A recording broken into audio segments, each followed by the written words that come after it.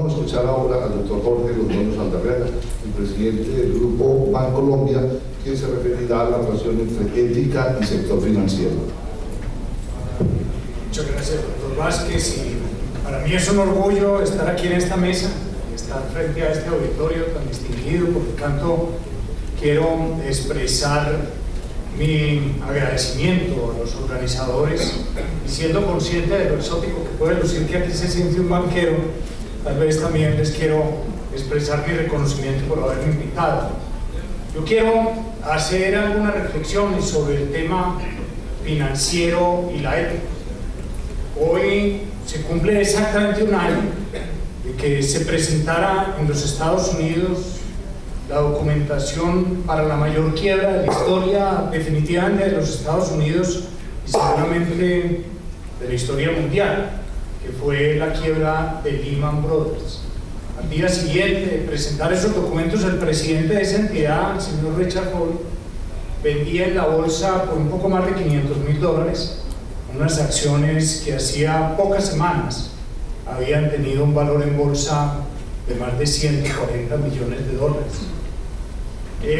Por lo tanto, yo creo que es oportuna la coyuntura y es bueno el momento para hacer una reflexión sobre qué fue lo que pasó con la crisis financiera y qué tiene que ver la ética con el asunto. Y para anticipar la hipótesis que yo quiero en esta muy breve exposición presentarles, es que este problema tuvo mucho más que ver con la ética que con la falta de policía, que con la falta de vigilancia, que con la falta de supervisión. El primer punto que quiero tratar es el tema de la regulación del sector financiero. Efectivamente, el sector financiero es el sector más regulado. En una economía de libre mercado como la que se ha impuesto en el mundo, el sector financiero permanece como un sector sumamente vigilado, con regulaciones muy estrictas. Y eso uno podría llegar a decir que está bien. Desde el siglo XVIII a.C. se han encontrado normas, el Código Hammurabi, que trata de establecer algunos parámetros para la operación del sistema financiero. Y en muchas épocas, a partir del siglo XI tal vez, se consideró incluso pecado la actividad del cobro de intereses. Hay un teólogo francés que trataba de explicar el tema, porque eso había llegado hasta ese punto que hoy nos parece un extremo y que algunas religiones mantienen esa posición. Y es que dice en el siglo XIII este teólogo francés que un usurero vende el tiempo, encuentra un mecanismo para vender el tiempo que finalmente es algo que es de propiedad de toda la humanidad. Por eso es que se le ponía a la actividad del cobro de intereses la categoría de pecado, el pecado imperdonable además. Sin embargo, es normal que la actividad financiera tenga regulación. La verdad es que la regulación en la intervención cumple un papel importante en el desarrollo de esta actividad, porque es una actividad un poco curiosa, es exótica, es una actividad, es un negocio en el que estrictamente no se necesita capital. Se trabaja, como decía alguna obra de teatro, con el dinero ajeno, con el dinero de los demás. Pero es indispensable que se establezca una norma que diga qué capital deben tener los bancos para lograr algo que es muy simple. Y es que cuando ocurra lo peor, cuando aquella tarea de los financieros que es evitar y administrar el riesgo se cumpla mal, ese riesgo causa una pérdida que no supere el capital de los que se habían comprometido en el negocio. O sea, que el capital sea igual a la pérdida máxima esperada que se puede presentar en la actividad financiera. Pero hay sin duda otras áreas en las cuales la regulación es justificada para la actividad financiera. Y uno dice, bueno, ¿y por qué esta regulación, esta supervisión tan estricta, tantas entidades que existen, que la Reserva Federal, que la SEC, que las organizaciones anexas al Banco Mundial, no pudieron evitar esta crisis? Es más, apenas se empieza a derramar los ríos de tinta que se van a derramar escribiendo sobre qué fue lo que ocasionó la crisis y por qué la crisis ocurrió. Pero yo quiero compartir con ustedes el argumento de un librito muy pequeño, de menos de 100 páginas, de un señor apellido Taylor, que es muy famoso porque le dio, entre otras cosas, su nombre a una regla de Taylor, se llama así, que determina de una manera bastante eficiente cuál debe ser la tasa de interés de intervención en un país, en una economía. Y este señor lo que dice en su libro es que las acciones del gobierno fueron las que causaron, prolongaron y empeoraron la crisis financiera que se nos ha producido. Las acciones del gobierno. ¿Y por qué? Porque se tuvo en su concepto, y parece ya más universalmente aceptado, demasiado baja esa tasa de intervención. Al tener por muchos años los intereses determinantes, la primera figura pues que determina los costos de los intereses de una sociedad por debajo de lo que debería ser, lo que sucede a la postre es que los activos empiezan a subir de precio. Si la plata está barata, pues se puede dedicar mucha plata a comprar los activos, la propiedad raíz. Se crea la burbuja de propiedad raíz que se creó en el mundo occidental, y eso estimula la especulación, estimula de una manera extraordinaria la especulación. Pero es más, porque eso probablemente entonces contribuyó a que se generara la crisis. Pero ¿por qué se mantuvo? Porque cuando esa burbuja explotó, cuando se produjo efectivamente el síntoma de la crisis, las autoridades trataron de reaccionar de manera muy rápida y dijeron: esto es como los 30. Y en los 30 las autoridades se equivocaron porque no otorgaron liquidez a la economía en el momento indicado, y otorgaron liquidez. Pero en esta crisis el problema no era de liquidez, era de confianza. Cuando se trató de devolver la confianza al sistema, se actuó de manera errática. A unas instituciones las apoyaban, a otras no, como la del señor Ford, que perdió ahí unos 140 millones de dólares en sus acciones, y muchos de sus ahorradores perdieron sus ahorros y sus inversiones. De manera que tampoco se devolvió la confianza. Y cuando se trataron de poner las normas de solución, la capitalización, se actuó también de manera poco consistente, y eso contribuyó a que la crisis se prolongara de pronto más de lo que hubiera sido posible. Sin embargo, parece que ya estamos saliendo de ella. Pero al fin, ¿para dónde va este bus? ¿Para dónde va esta reflexión? Porque si fue el culpable de las autoridades de supervisión, entonces ¿a dónde está la ética? La verdad es que hay que mirar cuál es el papel que jugaron los verdaderos actores. Y yo pienso que finalmente quienes fueron los actores de que la crisis ocurriera fueron los agentes financieros. Y es allí donde nosotros vemos los problemas de la ética, los problemas de las fallas que ocasionaron el fenómeno.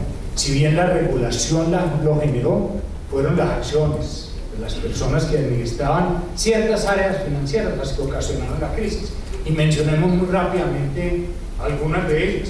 Las acciones de las entidades de calificación, que imprudentemente calificaban los papeles que eran aptos para otorgarles la calificación AAA y servir de base a una titularización en la que invirtió el mundo entero.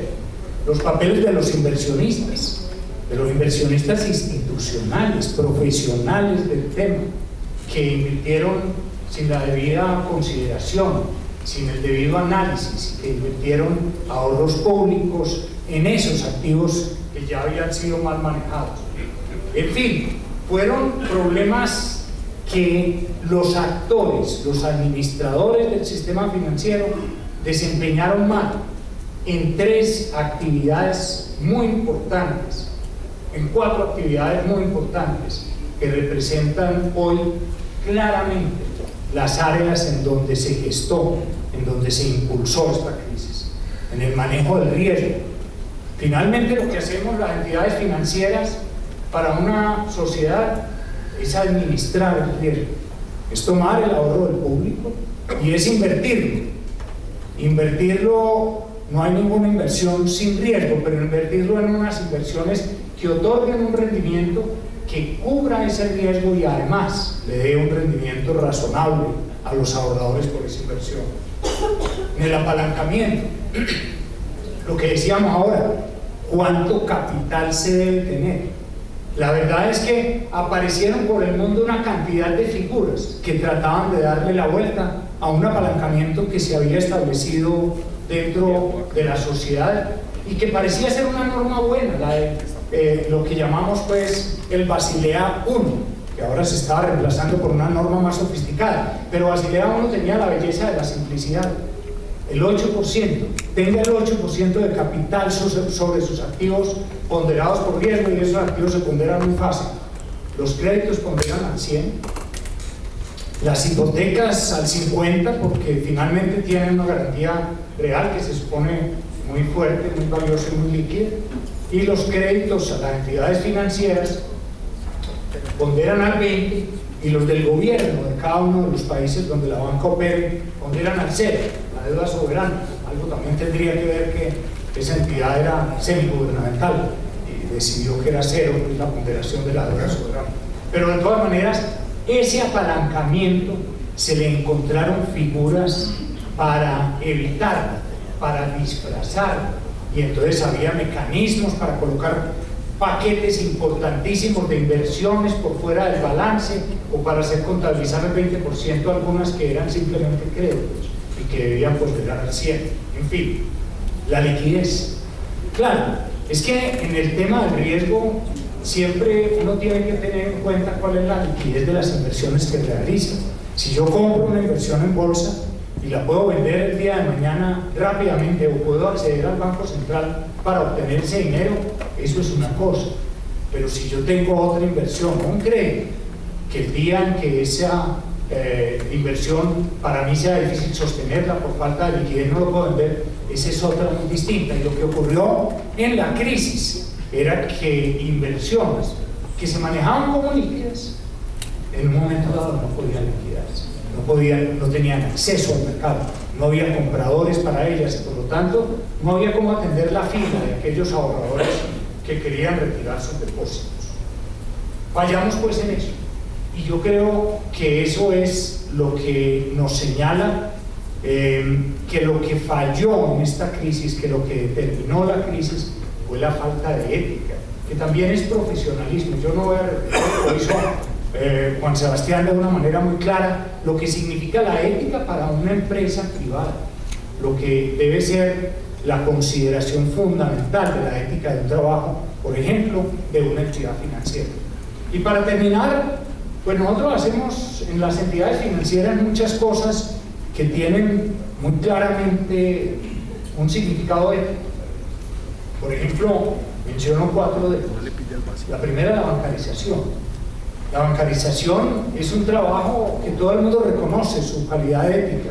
Tratar de llevar la banca a todos los sectores de una población y a todas las áreas de una comunidad, de un país. Eso representa un esfuerzo grande que no necesariamente constituye el negocio más atractivo que pueda haber en el corto plazo, pero que representa una obligación. Tratar de diseñar los productos que necesita una comunidad en la que una entidad financiera está trabajando, el microcrédito, o en fin, cualquier otra actividad, para decirlo de una manera bien clara, tan ético es en ese sentido desarrollar el microcrédito como puede ser desarrollar la banca privada, porque precisamente esas son 2 áreas difíciles de negocio en una sociedad como la que estamos, la banca privada muy pequeña y la banca del microcrédito muy pobre, en la que uno tiene que ingeniarse, tiene que ser bastante creativo para desarrollar los productos y servicios que le permitan a esos segmentos de la sociedad acceder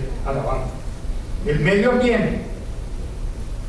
Bancolombia, y perdón mencionar pues la entidad para la cual trabajo, fue el banco número 62 en el mundo que firmó el Pacto Global, y eso nos llena de satisfacción. Uno dice, bueno, ¿qué hace un banco en materia de preservación del ambiente? Mucho. Entre otras cosas porque es que nosotros financiamos a las personas que están utilizando el medio ambiente para sus fines productivos, y es muy bueno que un banco pueda inducir a través de su comportamiento, de su manejo, de su asesoría y de su responsabilidad ambiental en sus clientes y en la comunidad para la que trabaja. La capitalización. La verdad es que este es un negocio que en la mayoría de los casos alrededor del mundo se desarrolla recogiendo el capital del mercado de capitales, el ahorro del público. El capitalismo, para quienes vivimos en la universidad desde la época de los 60s, poco se mordió la cola, porque resulta que hoy los grandes capitales no tienen la Exxon ni la Ford. Los grandes capitales los tienen unos señores empleados como nosotros que manejan los ahorros de todos los otros empleados, de los fondos de pensiones. En nuestro caso, y es una cifra bastante popular en Colombia, en el banco, el 18% de la inversión en esta institución está en manos de los fondos de pensiones. O sea, casi uno de cada 5 pesos que nosotros nos ganamos va a las manos de los trabajadores como dividendos, como utilidad sobre esa inversión. Pero hay también otra característica importante, y es que alrededor del 25% de la inversión en este banco ha oscilado, ha llegado a ser cerca del 30%, está en manos de inversionistas extranjeros. O sea, este es un canal a través del cual nosotros vinculamos inversión extranjera a una actividad que es netamente nacional, manejada por nacionales y para cumplir los intereses de nuestra comunidad. Pero finalmente decía que iba a mencionar 4 cosas en las que eran actividades en las que se reflejaba el trabajo ético de la banca.